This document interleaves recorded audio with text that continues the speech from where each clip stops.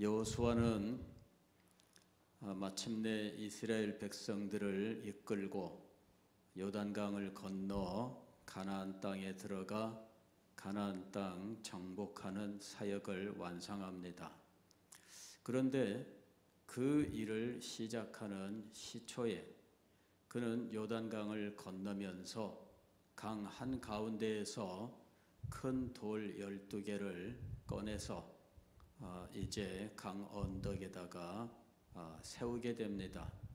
그리고 그 돌을 세운 목적에 대해서 말씀을 하고 있는데, 오늘 우리가 읽은 말씀이 바로 그 목적을 이야기하고 있는 장면입니다. 지금은 하나님의 크신 역사를 경험했고, 또 그 일이 이스라엘 모든 백성들의 마음속에 살아 역사하고 있는 시대입니다. 여호수아는 바로 그런 시대에 하나님의 크신 역사에 대하여 알지 못하는 시대를 대비하고 있었다 하는 것입니다.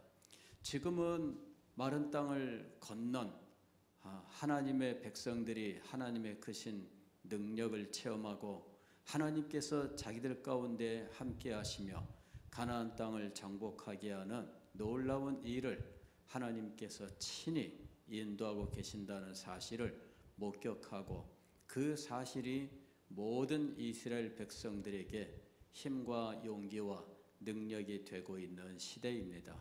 지금 이 백성들 앞을 가로막을 수 있는 것은 아무것도 없어요. 그들은 하나님의 역사를 몸소 체험하고 있습니다. 그런데 여호수아는 이 모든 일이 지나간 시대, 하나님의 크신 역사를 알지 못하는 시대를 대비하고 있었던 것입니다. 그래서 요단강 한가운데에서 돌 12개를 취하여 이것을 건너편 강 언덕에 세워놓고 후일에, 오늘 성경 말씀 21절 말씀을 보면은 이스라엘 자손들에게 말하여 이르되 후일에 너희의 자손들이, 후일에 너희의 자손들이, 후일에 어떤 일이 일어날 것인가? 하나님의 역사를 알지 못하는 세대가 일어날 것이다. 하나님께서 그들을 구원하셨다는 사실을 생생하게 알지 못하는 세대가 일어날 것이다. 하나님께서 그들에게 주신 거룩하고 영광스러운 사명에 대하여 바로 알지 못하는 시대가 올 것이다. 후일을 대비하고 있습니다. 교회에는 이렇게 하나님의 크신 역사를 경험하고 그 생생한 그 경험이 살아 역사하는 이런 시대도 있지만, 하나님의 살아계심 그 역사를 알지 못하는 시대도 있는 거예요. 어쩌면 오늘 우리는 하나님의 역사에 대하여 모르는 이런 시대를 우리가 지금 살고 있다라고 말할 수 있는 상황입니다. 저는 1907년 평양 대부흥을 경험한 사람은 아니지만, 그러나 1970년대 그저 천막만 쳐도 사람들이 밀려와서 교회가 이루어진다라고 하던 그런 시대에 저도 신앙생활을 시작했던 사람입니다. 그리고 그때에 하나님 앞에 기도한다고 학생 시절이지만 기도하는 일에 힘을 썼고 하나님의 크신 은혜들을 체험했던 일이 있습니다. 그러나 그때로부터 벌써 얼마나 많은 세월이 흘렀는지 모릅니다. 그런데 지금은 그때와 비교했을 때 영광스러운 부흥의 때와는 차이가 나지만, 그럼에도 불구하고 지금 우리 시대와 비교할 때에는 지금 우리는 하나님에 대하여 아무것도 모른다라고 말할 수 있는 이런 상황이라는 것이죠. 세월이 흘렀습니다. 그리고 하나님의 크신 역사를 믿지 않는, 그것을 의지하지 않는 세대들이 일어났다라고 하는 것이지요. 이것이 오늘 우리가 지금 경험하고 있는 시대예요. 그래서 옛날에 이랬다라고 말하면 그냥 이것이 라떼 뭐 이런 요새 라떼란 말 많이 썼잖아요. 라떼는 말이야. 그래서 제가 이걸 알지 못할 때는 옆에 젊은 사람들이 라떼 그래서 카페라떼 그 커피 말하는 줄 알았어요. 그랬는데 알고 보니까 그걸 가지고 라떼는 말이야 이렇게 꼰대들이 옛날엔 그랬다 뭐 이런 식으로 말한다. 이렇게 꼰대 행세를 하지 말라 하면서 이거를 희화화, 즉 우스갯소리로 만드는 이제 이런 것이었더라고요. 그래서 이제 한동안 꼰대가 안 되려고 노력을 하는 이런 일들이 있었어요. 뭐 지금도 뭐 계속되고 있습니다. 근데 그런 것들이 교회에서도 은연중에 그게 다 옛날 얘기지 지금은 아니야. 이러는 상황이 되었다는 거예요. 저는 이제 이 로이드 존스의 부흥이라고 하는 이 책을 뭐 오래 전에 제가 읽었습니다마는 그리고 그 내용들을 소상하게 파악을 하고 또 다른 많은 자료들을 가지고 부흥에 대해서 연구하고 선포하고 가르치고 했습니다. 그런데 이 부흥을 처음에 가르치던 때로부터 지금 정말 많은 세월이 흘렀어요. 제가 부흥을 처음 가르치던 때가 언제냐면은 1991년입니다. 1991년에 부흥을 가르쳤어요. 그러면서 1991년에 제가 이 어느 교회에서 이제 장년부 교구 하나와 또 대학부를 맡아 있었는데 이 대학부에서 제가 이 부흥을 가르치고 그때 제가 부흥의 소망을 가진 거예요. 저도 그때 이 젊은이들에 대해서 우리 선배들의 시대에는 참 교역자의 권위가 있었다. 목사님의 권위가 있었다. 비록 힘들고 어려운 시대였지만 그래도 권위는 있었다. 그러나 지금은 뭐냐? 이제 이렇게 낙심하고 하나님 앞에 기도했었습니다. 하나님, 우리 선배들의 시대에는 먹을 것도 입을 것도 제가 지금 있는 지금과 비교할 때 훨씬 더 열악한 시대였지만 권위는 있는 시대였습니다. 지금은 그렇지 않습니다. 왜 저를 이 시대에 부르셨습니까? 선배들의 시대에 부르시지. 이렇게 기도를 드렸어요. 이거 싫어합니다, 여러분. 이제 그렇게 하나님 앞에 기도를 드리는데 어느 날 주님께서 저한테 깨달음을 주셔요. 야, 그러니까 너를 부른 거야. 지금 이 젊은이들에게 바른 신앙을 가르치고 하나님을 바르게 섬길 수 있도록 가르치고 지금 훈련을 해야 되는 거야. 제가 이 대학생들, 청년들을 지도하다가 그때 어떤 생각을 했었느냐 하면 이 청년들이 이대로 가면 20년 후에 이 사람들이 교회에서 40대가 될 것이고 30년 후에는 50대가 될 것인데 그들이 교회의 주축을 이루게 될 때 이 사람들이 어떤 교회를 만들 것인가? 지금의 모습을 보아서는 뭐 뻔한 겁니다. 그래서 이 사람들이 교회의 주축이 되는 시대에 저는 한창 목회자로서 활동해야 되는 왕성한 시대입니다. 그런데 그 시대에 이 사람들의 믿음이 이런 정도라면 저는 소망이 없는 거예요. 그래서 하나님 앞에서 왜 선배들의 시대에 안 부르셨습니까? 라고 기도를 한 거예요. 얘네들이 20년 후 30년 후에 교회의 안수집사, 권사, 장로가 되었을 때 저는 자신이 없었어요. 이런 사람들이 교회의 장로가 되면 뭐 하겠는가?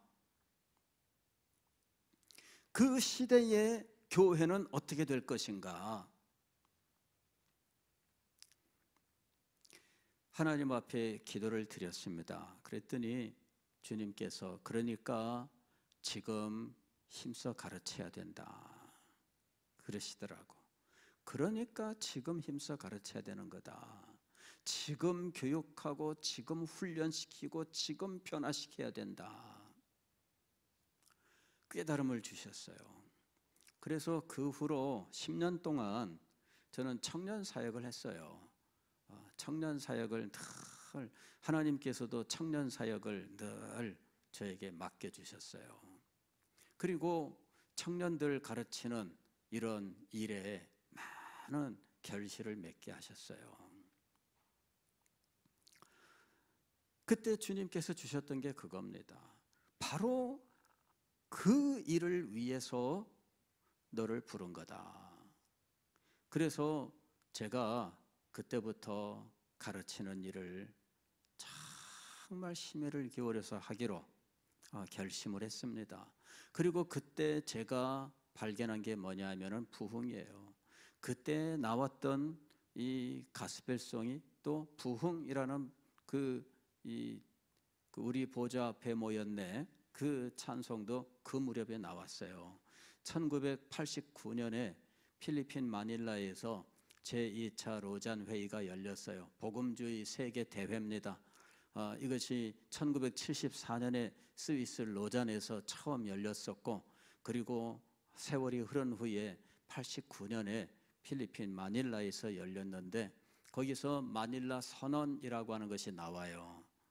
1974년에는 로잔 언약이라고 하는 문서가 발표가 되고, 그 다음에 이 1989년에는 마닐라 선언이라고 하는 문서가 나옵니다. 그런데 이 마닐라 선언이 발표되면서 AD 2000 무브먼트, AD 2000 무브먼트라고 하는 이 운동이 일어나요. 이건 무엇이냐면은 AD 2000, 즉 21세기가 시작되기까지 남아있는 이 10년 남짓, 10한 2, 3년 동안 교회는 가지고 있는 모든 역량을 총동원해서 세계 복음화에 진력한다라는 거예요. 이것이 AD 2000 무브먼트입니다. 즉 AD 2000 운동이에요. 그리고 이 AD 2000 운동을 위하여 전 세계의 교회는 10년 동안 교회가 가지고 있는 모든 인적 자원, 물적 자원, 그 다음에 모든 네트워크, 이런 선교 자원, 이런 것들을 한꺼번에 투입을 하자라고 하는 것이었죠.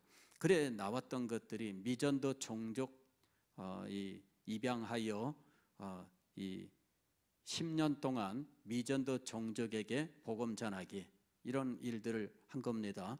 그때 미전도 종족이란 용어가 나오고, 미전도 종족을 전도하기 위하여 전 세계의 모든 교회가 미전도 종족을 입양하여 그들에게 직접 복음을 전하는 일에 헌신하게 한다 해서 미전도 종족 입양하는 홈페이지 사이트도 만들고, 그리고 교회들이 거기에 다 가입을 해서 그냥 그 남태평양의 뭐 자그마한 섬에 있는 부족들, 몇백 명 안 되는 이 언어 부족들, 아프리카의 무슨 언어 부족들, 막 전 세계에 5천여 이 부족들, 그저 이 멸종 위기에 있는 언어 부족까지, 뭐 열 몇 명밖에 없는 이런 언어 부족까지 다 해가지고 이 입양 운동을 했어요. 그리고 그들에게 찾아가서 복음을 전하고 하는 이런 일들을 하자. 그리고 실질적인 지원을 하자. 이렇게 해서 전 교회, 전 세계 교회의 역량을 이렇게 배분하는 이런 일들을 했던 거예요. 그리고 또 동원할 수 있는 모든 자원들, 그 자원들 중에는 방송, 미디어들이 있습니다. 방송과 신문과 이런 그 언론들, 이런 모든 것들을 총동원한다라고 하는 것이죠. 그 다음에 이 일들을 위해서는 기도가, 조직적인 기도가 있어야 한다 해가지고 이제 이 기도 합주회라고 하는 일을 진행하게 됩니다. 기도 합주회는 조나단 에드워즈의 논문에서 나온 거예요. 하나님 나라의 전진을 위하여 전 교회가 한 달에 한 번 모여서 하루 종일 기도하자라고 하는 제안을 하게 되는데, 이것을 현대에 적용을 해서 이제 각 선교단체들, 교회들이 세계 복음화를 위해서 함께 기도하자. 그래서 이게 합주회, 오케스트라처럼 각 파트들, 악기들이 따로따로 연주하지만 전체적으로 하나가 되는 것처럼 이 기도회도 그렇게 하자 해가지고 기도회 운동 벌입니다. 그래서 우리나라에서 각 교회마다 거점 교회를 두고 기도하는 일에 힘쓰는 이런 일들이 일어나게 됩니다. 1990년부터 우리나라는 이런 기도 합주회, 그 다음에 청년들이 세계 선교에 집중적으로 헌신한다 해가지고 그때 선교 한국 이런 이 선교 수련회를 거행하게 되는데, 여름에 5,000명 이런 정도의 인원들이 모여서 수련회를 하고 이 사람들이 선교사로 헌신을 하고, 그때부터 10년 동안 선교사들이 엄청나게 나가게 됩니다. 그래서 우리나라가 전 세계 선교사 숫자가 1위가 되는 이런 일이 벌어지는 거예요. 그때 집중적으로 선교사들이 나가게 돼요. 그리고 이 모든 일들은 우리의 힘으로 되는 일이 아니다, 이렇게 이야기하면서 오직 하나님께서 역사하시는 부흥 이외에는 이것을 성취할 수 있는 길이 없다, 이렇게 선언을 합니다. 하나님의 부흥 이외에는 20세기가 끝날 때까지 세계 복음화는 달성될 수 없다. 그렇게 해서 부흥 분과라고 하는 것을 두고, 그 당시 우리나라의 CCC 총재하던 이 김준건 목사님이 이 분과 위원장을 해요. 그래서 그때 부흥에 대하여 이 문서마다, 설교마다 그때 집중적으로 이 부흥을 가르치고 했던 겁니다. 그때 이 우리 보좌 앞에 모였네 이 부흥 노래가 이제 만들어지고 이 노래를 수없이 많이 불렀던 거예요. 그런데 저는 이 젊은이들을 가르쳐야 한다라고 하는 것을 제가 주님께 받고, 그리고 나서 이 젊은이들을 가르치려고 할 때 제가 지금까지 말씀드렸던 이런 모든 내용들을 알게 된 겁니다. 그리고 이런 문서들을 찾아서 읽고 AD 전 무브먼트 영문 자료들을 제가 다 보고 하면서 이런 그 국제적인 동향 같은 것까지도 다 파악을 하고, 그 다음에 이 청년 대학생들에게 이제 말씀을 가르치기 시작을 한 거예요. 그렇게 해서 한 번은 수련회를 갔는데 주님께서 얼마나 은혜를 주셨는지 3시간 반을 설교를 했어요. 근데 그때 이 대학부의 아이들이 수련회를 기획하면서 이번 수련회는 시계 없는 수련회를 하겠습니다, 이렇게 선언을 하고 시계를 다 걷었습니다. 이래가지고 시계는 집행부에서 다 보관하고 우리가 집행부에서 제시하는 일정에 따라서 그냥 진행하면 됩니다. 이래가지고 시계 없이, 그러니까 앉아서 뭐 몇 시간 됐나, 뭐 얼마큼 됐나 이거 확인하는 거 없었어요. 그런데 그때 하나님께서 얼마나 은혜를 주셨는지 뭐 3시간씩 4시간씩 설교를 하고 막 그때 참 많이 부흥을 했어요. 그리고 이제 그 일들이 계속 진행된 거죠. 우리 교회에 와서도 청년들을 주님께서 많이 보내주셨습니다. 그리고 청년들 수련회를 진행하면 3시간, 4시간 설교를 했어요. 2시간 반 설교했더니 한 청년이 찾아와서 아침 식사 끝나고 같이 대화하는데 저한테 묻습니다. 목사님, 저희가 뭐 잘못했습니까? 그래서 뭐 그런 거 없는데 왜 그러냐 그랬더니 어제 설교가 너무 짧았습니다. 이러는 게 믿어지세요? 이게 진실입니다. 실화입니다. 실화. 우리 교회에서 있었던 실화입니다. 어제 설교가 너무 짧았어요. 야, 2시간 반 설교했는데 짧게 뭐가 짧았냐 그랬더니 다른 때보다 짧았습니다. 그래서 그날 아침에 그 말 듣고 난 다음에는 하루 종일 주님 2시간 반도 짧다 그럽니다. 자기들이 뭐 잘못했냐고 와서 묻습니다. 주님 말씀을 주세요 이러면서 엎드려서 하루 종일 기도하고 그러고 나서 저녁 집회 말씀을 전해야 했던 그런 일도 있었어요. 주님께서 은혜를 주셨던 거죠. 여러분, 하나님께서 놀랍게 은혜를 주시고 역사하시는 시대가 있는가 하면 그 모든 것들이 다 꺼져버리는 시대가 있어요. 개인도 마찬가지예요. 과거에는 열심히 헌신했습니다. 과거에는 물불을 가리지 않고 정말 하나님 앞에 모든 걸 바쳤습니다. 그런데 지금은 뭐냐? 지금은 아까워서 아무것도 안 해요. 옛날에 나 많이 했다 아이가 이러고 있는 거예요. 옛날에 많이 했으면 뭐예요? 지금은 아무것도 아닌데 그러잖아요. 근데 옛날 타령만 하고 있다 이거죠. 그러니 지금 사람들이 볼 때에 옛날에 잘했다는 게 믿어질까? 저는 안 믿어질 거라고 생각을 해요. 왜? 옛날에 많이 했다는 사람 지금 신앙 인격이 얼마나 고상하고 아름답게 변화되어 있나? 안 그렇잖아요. 맨날 싸움만 하고 있지. 그러면은 젊은 사람들이 믿겠어요? 옛날에 저분이 그렇게 헌신적이었다고? 믿어지겠어요? 옛날에 저분이 그렇게 순결하고 아름답게 주님을 사랑하고 그랬었다고? 그 믿어지겠어요? 그렇게 사랑해서 20년 세월이 지나고 30년 세월이 지났으면 지금은 어떻게 변화되어야 돼요? 더 아름답고 더 빛나게 변화되어야 될 거잖아요. 그런데 왜 과거의 그런 모습들은 다 어디 가버린 거예요? 이게 오늘 우리들이 안고 있는 문제다라는 거예요.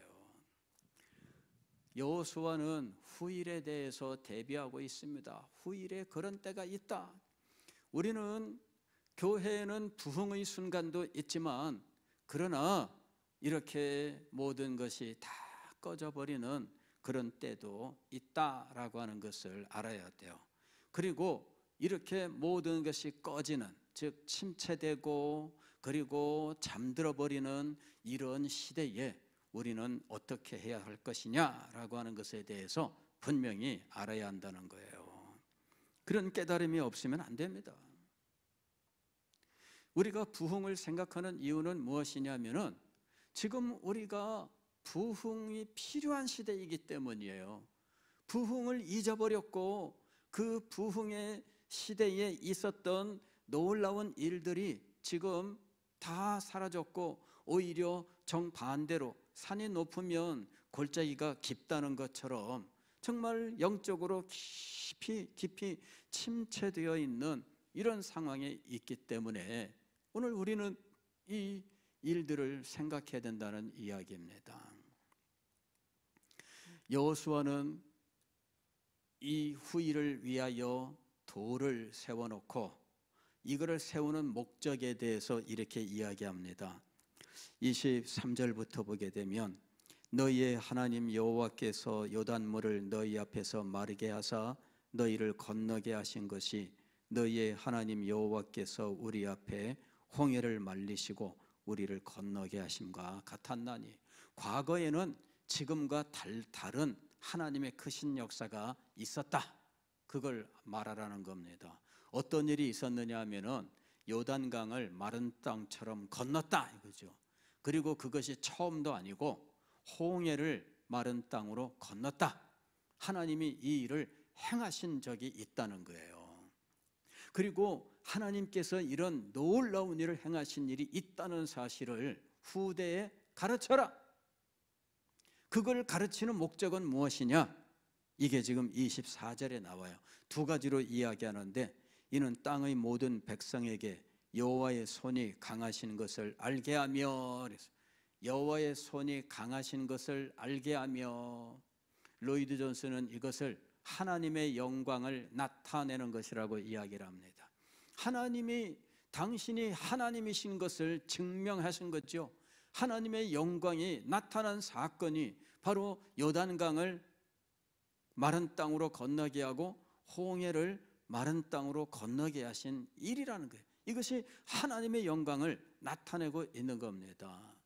하나님의 영광을 알게 하기 위해서 과거에 이런 놀라운 일이 있었다는 사실을 증언할 수 있도록 장치를 마련하고 있는 겁니다.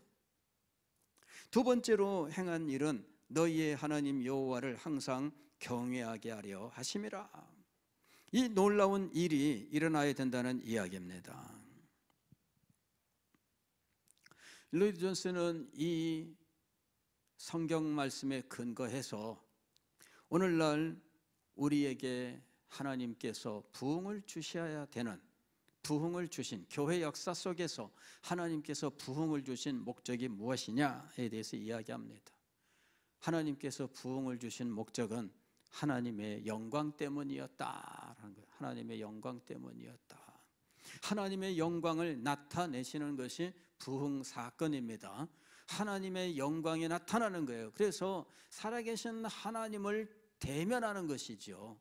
살아계신 하나님을 대면하여 우리들이 과연 하나님께서 여기 계시거늘이라고 하는 이 깨달음을 얻게 되는 거죠. 그리고 여기 계신 하나님의 영광을 대면하면서 그분 앞에 굴복하게 되는 거예요. 이런 일들이 부흥의 때에 일어난 겁니다. 하나님의 영광 때문에 부흥을 소망하는 거죠.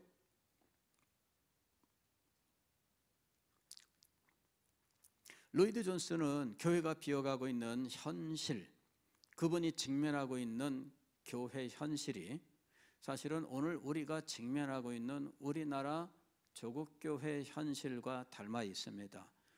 영국 교회들이 이제 텅텅 비어가고 하는 이런 시대, 2차 세계대전 때는 전쟁 때 사람들이 교회에 얼마나 많이 오겠어요.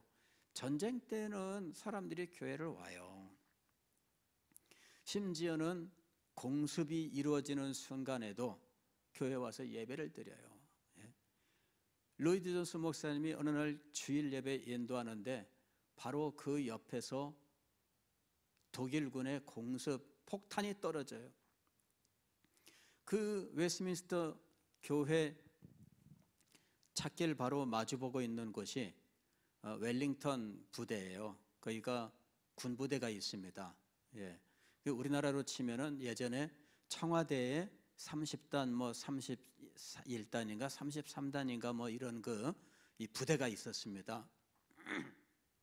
그 부대 대장 출신이 전두환, 노태우 이런 분들이에요.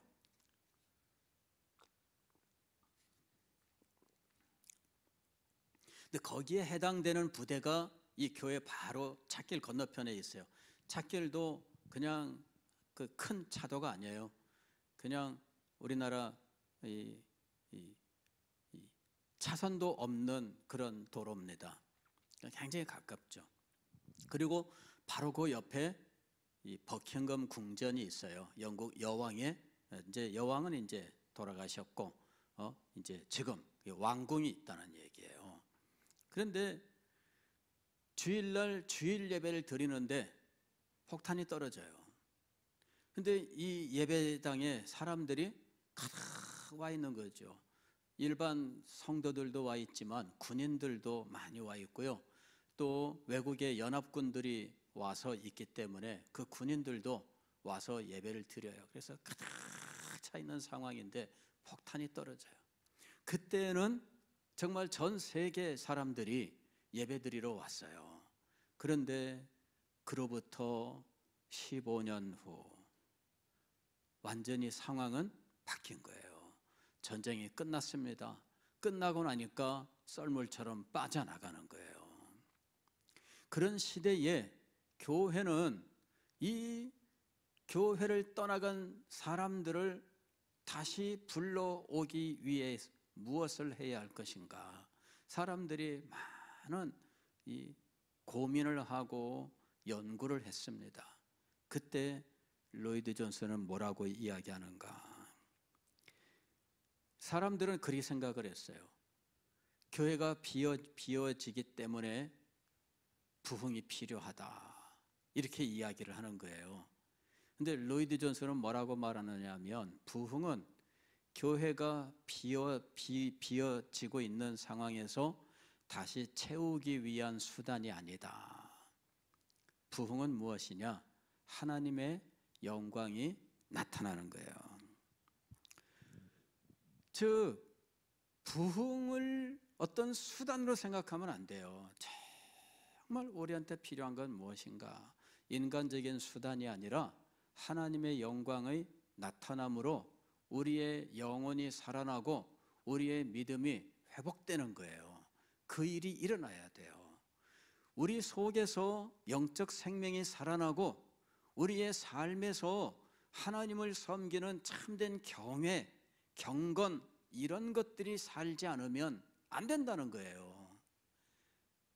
부흥은 어떤 수단이라기보다는 교회를 살리고 하나님의 백성들을 살리기 위한 하나님의 영광의 임재예요. 하나님이 자기 백성들을 찾아오시는 사건이에요.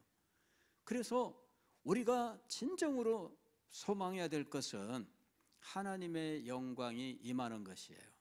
하나님께서 우리 가운데 당신의 영광을 나타내서 우리 모두가 하나님의 살아계심을 알고 그 살아계신 하나님 앞에 굴복하게 되는 거예요.